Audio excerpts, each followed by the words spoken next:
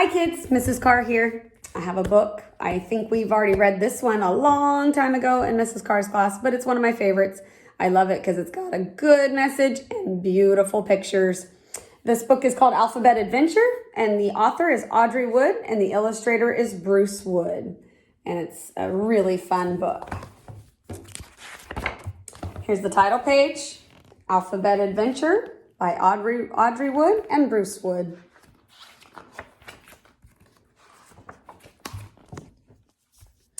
The little letters from Charlie's alphabet had worked hard all summer long, learning how to be a good team. At last their teacher, capital T, was taking them away from Alphabet Island to their very first day of school. They could hardly wait. It was time for them to help a child learn his ABCs. But as they were marching over the bridge, the little letter I tripped on a bump. "Help!" she cried, tumbling into the water below. Working together, the letters quickly made a chain and rescued little letter I.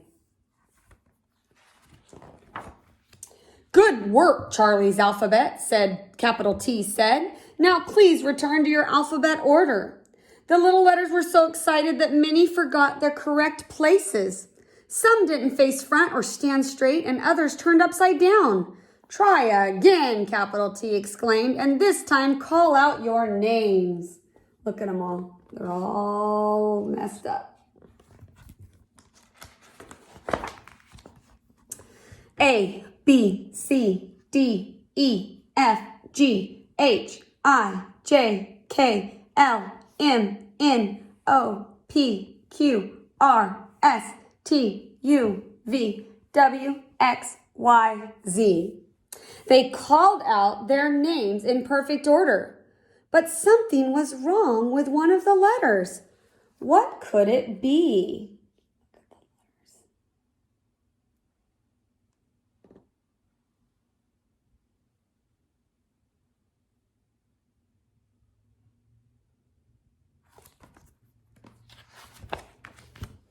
"Little I," capital T exclaimed, "your dot is missing. Where is it?" See, little I's right there. The dot's missing. "I don't know," little I said. "I had it this morning." "A little I must always have its dot," capital T said. "We can't go to school if our I has no dot." Capital T looked at the water. When little I fell in, her dot must have popped off and floated away. "Hurry, school begins soon. We must find her dot or we'll be late."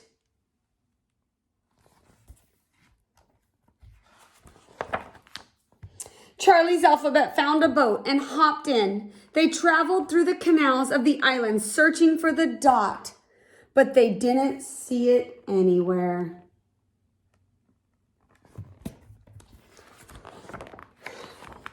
At last, they came to a place where the capital letters were having a big party.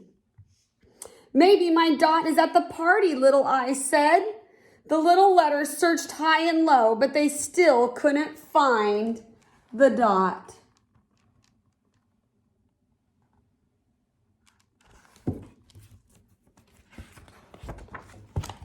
"I'm sorry," capital T said. "I'm afraid little I's dot is lost forever."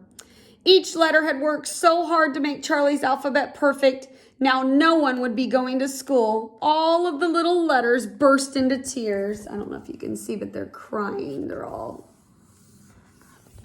crying. Capital I stopped by to see what was the matter. "Maybe I can help," he said. "Dots love to hide, and they're difficult to find, but I have a plan." Capital I whispered his plan to the little letters.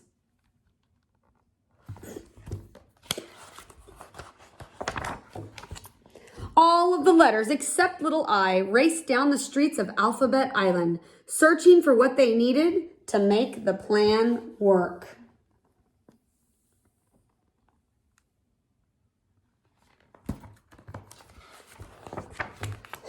Before long, they returned with the things they had found and lined up in alphabet order. Capital I spoke loudly. "Because we cannot find little I's dot, she must choose one of these things to put in its place." And what the letters did is they found something that started with their name, with their letter name, and she can pick one of these to put in her place for the dot. So the A found an anchor, the B found a bug, C found a cherry, D found a diamond, E found an egg, F found a flower, G found grapes, H found a heart, J found a jack-o'-lantern, K found a kite, L found a light, M found a magnet, N found a note, O found an orange, P found a pie, Q found a question mark, R found a rocket, S found a star, T found a triangle, U found an umbrella, V found a violin, W found a wheel, X found an x-ray, Y found yellow paint, and Z found a zipper. Little I scooted down to little S and tried on the star. Ouch, she cried. The points on this star are too prickly. She hopped over to little H and tried on a heart.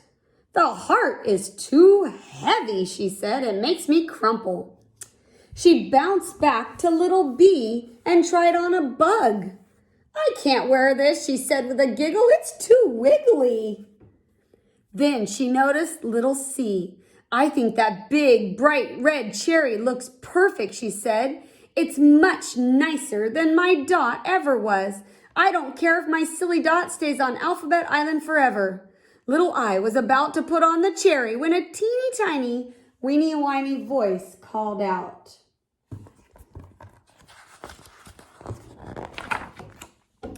I'm not silly.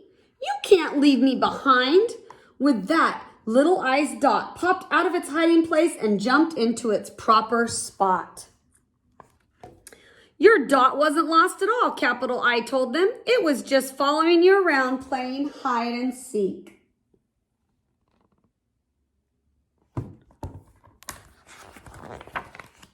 Now that they were a complete alphabet again, all of the letters hurried to get to school on time. 1 minute before the bell rang, the little letters climbed aboard a yellow pencil and took off.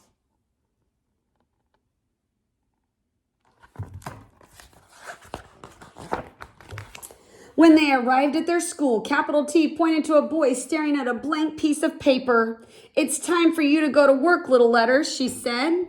That boy needs your help to learn his alphabet. Can you guess his name?